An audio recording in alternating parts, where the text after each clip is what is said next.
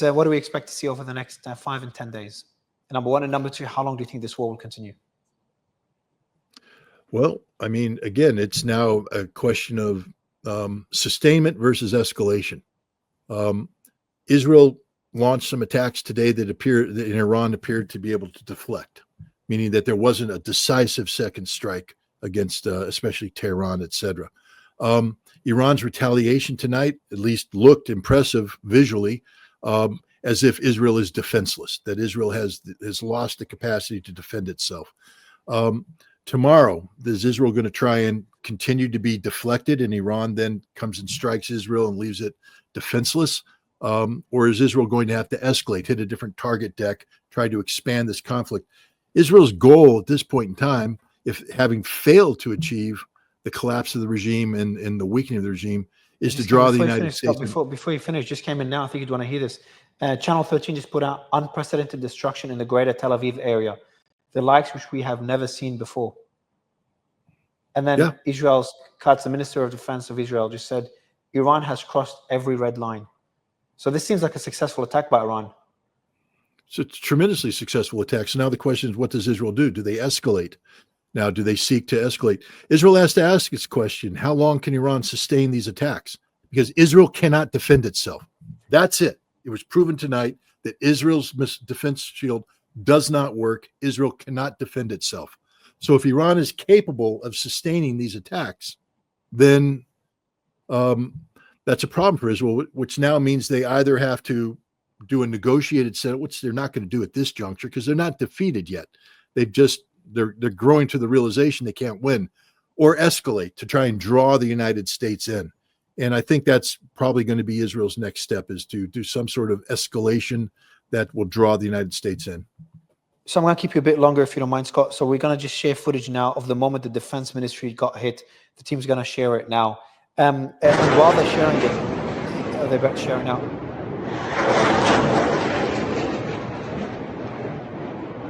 So that's an air defense missile being launched. So while this is playing, I'm not sure if this footage will show it being hit. Oh, there we go. Yeah. Okay, so this is the defense ministry. Yeah, the Kyria. Yeah. Would you have expected that to get hit? I expect to be the first target hit. Symbolically, it has to be the first target because the Israelis assassinated several senior Iranian defense officials. So the first target that must be struck in Israel has to be the Kyria. I would also believe that Iran would have targeted Dimona, although I don't know, because the Iranians right now have sort of a high card. I mean, they have the high ground, because if there is radiation detected out of Natanz, which some people have suggested, that means that Israel has violated every red line when it comes to striking nuclear facilities. And the IAEA has already called Israel out for this. Israel may be losing the world on this one. I mean, you get that first night of ooh, ah, oh, drones, oh, special forces. But then the reality of what Israel has done starts to sink home. It's a violation of international law, a violation of every norm and standard that exists in the world. And they attacked a nuclear facility, causing the leakage of radiation. More than, yeah, exactly. They attacked at least 3 nuclear facilities. I know, because initially they only attacked one, the main one, the Natanz nuclear facility. Right. Then now we have reports that they've attacked 2 others, Fordo and Isfahan, and I'm not sure if they attacked Bushehr or not. I've got conflicting reports. No, they haven't attacked the reactor of Bushehr. Firdos is underground, so they're just not going to do any penetration there. They would be attacking external structures. They don't think Isfahan, but they can't penetrate it underground? No, not even close. The only thing that gave Firdos is a nuclear bomb. That's it. And so the other one, Isfahan, is yellow cake production, where they make uranium hexafluoride and things of that nature. That's above the ground. That's a chemical process. You destroy you destroy production capacity, but that's easily replicated. So striking Isfahan, it's a shame though. Isfahan's a beautiful city, so I hope they didn't destroy any of the cultural aspects of it. But look, Israel crossed red lines. I mean, they can't talk about Iran crossing red lines. Israel has crossed red lines. And if this thing continues to escalate, who knows where it's going to go? This is a very dangerous situation. Very dangerous situation. One more question, and I'll ask you the wrap-up question, Scott. The other question I had was a bit surprising. So first, Iran seems to have been caught off guard. How could they be caught this off guard? Is it Trump tricking them by saying, hey, they had the leaks of him telling Israel not to attack, if you remember these leaks, that seemed to be, intended to mislead Iran, allegedly, or either Trump was not informed. So there's like two points to be made there, two perspectives.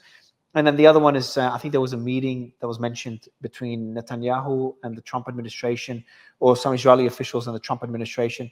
Again, these seem to have been intentionally to mislead Iran. So Iran was caught off guard. Would you agree with that? Is that why the attack was so successful?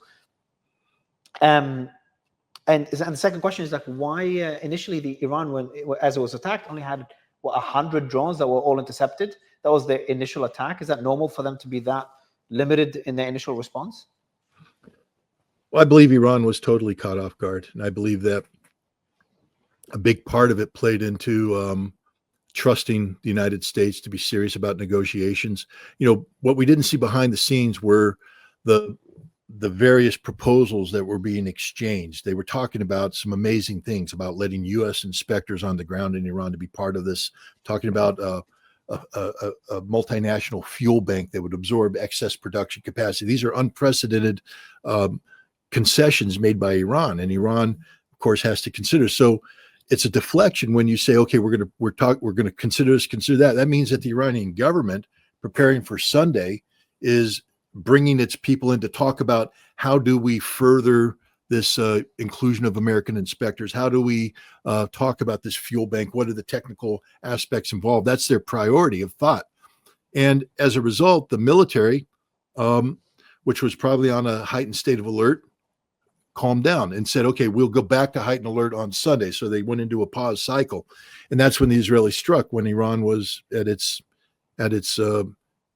weakest. About the drones, look, Israel, I believe, hit Iran very hard. I think they took out, Iran had a standby retaliation capability of a certain number of their ballistic missiles were deployed in the field. I believe Israel took those all out. Wow. And the only thing left for Iran in terms of an immediate response was to fire off drones. Iran had to do something, had to send a signal that we aren't surrendering. They had to show the people we are responding, because it's psychologically, to receive that kind of Pearl Harbor attack is psychologically devastating. So the regime had to demonstrate we are doing something. They fired 100 drones. They got shot down. Drones are a dime a dozen. It's not the end of the world.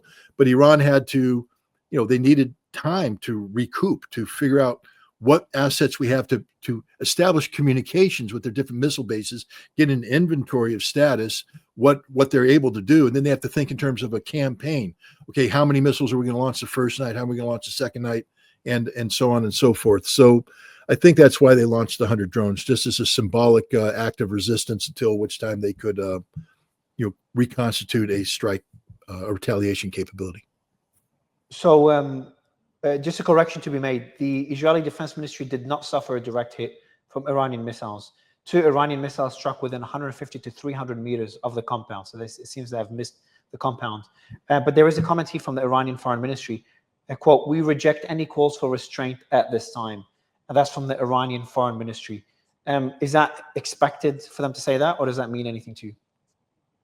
I think right now we're in the standard conflict rhetoric that's coming from both sides. But again, to have the foreign ministry say that's okay, because at some point in time, the foreign ministry could be overridden by higher authorities. The lower down this extreme rhetoric is, the better off you are, because that leaves room for somebody up above to go, all right, we've reconsidered. You get worried when that rhetoric comes from the supreme leader, because there's only one person above the supreme leader, and that's God. And if God is speaking on the side of Iran, we're all in a lot of trouble. So to let you finish with the comment you were making earlier as we were wrapping, is what do you expect to see over the next 5-10 days? You were answering the question before we got interrupted by breaking news.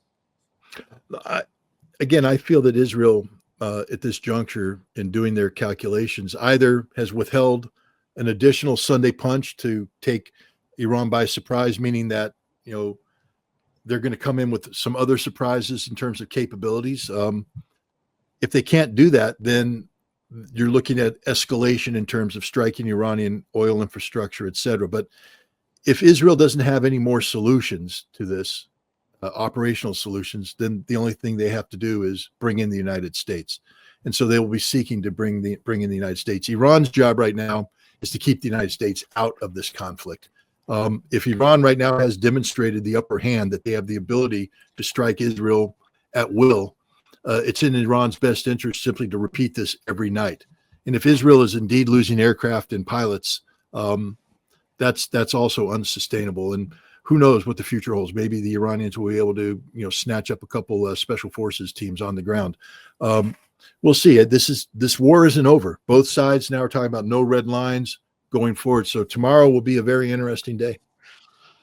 And it's just crazy, the world that we're living in right now. And a few years ago, a war in Ukraine was unthinkable. A war between Israel and Iran was almost unthinkable. And obviously now we're talking about potential conflict between China and the US when it comes to Taiwan. It's no longer unthinkable. It's a pretty scary world. Does this war change anything when it comes to Russia, Ukraine, moving attention away? Does that give Russia the ability to continue the war? And does Russia losing a key ally? Obviously Iran is not going to be able to continue sending drones to Russia with the war it's facing. Could that impact Russia's position in the Ukraine war? Well, Iran's not sending drones to Russia anymore. Iran sent an initial tranche, but Russian defense industry has absorbed these. In fact, the drones that are being launched against Ukraine today, the only thing they have in common with the Shahed 136s that were sent in is their shape. Totally different propulsion, different warheads, different electronic warfare capabilities. Russia has taken those drone designs and made them their own. But that doesn't obviate the fact that Russia owes Iran a huge debt. Iran stepped in at a very critical time when Russia was losing the drone conflict. Russia needed a weapon system to help break Ukraine's air defense systems, and this was the drone. And Iran took a big risk, took great exposure politically and geopolitically to assist Russia. Russia signed a strategic framework agreement with Iran on January 17th of this year. Iran is a BRICS nation. Russia has strategic objectives with Iran, the North-South Economic Corridor seeking to link Russia with Iran through Azerbaijan and others. China just opened up the new Silk Road. These are two nations seeking to position Iran, a BRICS member, to be a critical part of a trans-Eurasian economic union. What does it say if Russia stands by and allows Iran to be picked off by Israel and the United States? This regime change operation fundamentally changes the whole calculation with BRICS and the concept of a multipolar world. So I think we're going to see Russia becoming very heavily engaged diplomatically. I think it's important for Iran to establish its own the ability to stand up on its own 2 feet and punch back, which they did tonight, and maybe they can do that over the next next couple of days. But Russia can't afford to allow Israel and the United States to pluck Iran out of the BRICS membership. That would be devastating to BRICS. It would be a huge blow to Russia's credibility and China's credibility. So I think you're going to see. Could we see any military support of Iran by China or Russia?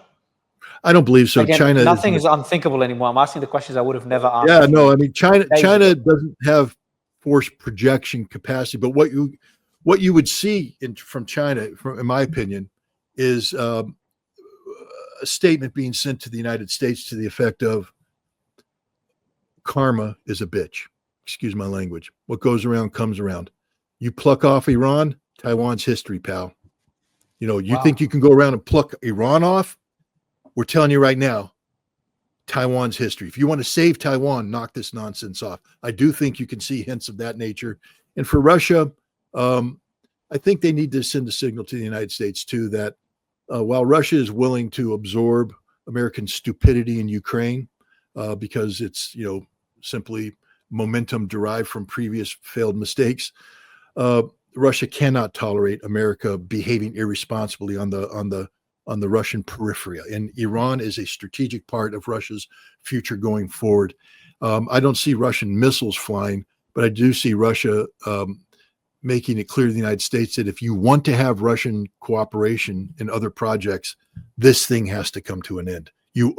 Israel overstepped its bounds, and frankly, Donald Trump, you overstepped your bounds. Iran could be, everybody looking at saying it's the United States reasserting its role, but I actually see it sort of the high watermark of American hegemony, meaning this is Pickett's charge. That's it. That they're not getting any further, because China's going to draw a line on Taiwan, and that's the end of Taiwan. And Russia will draw a line saying, not only will we no longer cooperate on Ukraine, but we're not going to cooperate on anything because you are the threat. You are the existential. Do you think Russia could leverage the Ukraine war and the peace negotiations, and China leverage the tariff negotiations? China can do the tariff. Russia can't. Russia has no flexibility on Ukraine. This is an existential struggle for Russia. That's why they've poured all the resources into it. And the Ukraine conflict only ends with the strategic defeat of Ukraine. Russia's not going to give that up for anybody, because now we're talking about Mother Russia. But Russia would show flexibility on other issues that it's engaging with the United States, that the United States is deemed to be critical for its national security going forward. But if the United States wants to try and pick Iran off in this way, Russia can't sit back and let it happen. So I do think that there would be consequences for America's actions.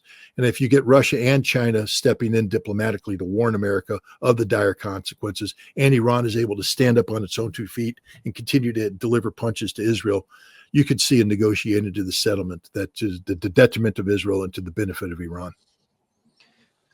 Last piece of news, Scott, as we wrap up. IDF did tell civilians you can exit the shelters, but don't go too far. Civilians told to leave shelters, but stay near them in case Iran attacks again. So it seems the waves are over, but as you said, waves could continue throughout the night, depending on Iran's capacity, what's left over after Israel's attack. Scott, pleasure to have you. Really appreciate it under these circumstances. We essentially had, as we were doing our interview that was pre-scheduled, the attack by Iran against Israel was happening live. So it's a pretty surreal moment. Reminds me of the day that October 7th was happening. We started the space as the attacks continued throughout the next couple of days, and then Israel launched the war there. So it's pretty crazy times ahead, but I appreciate your time.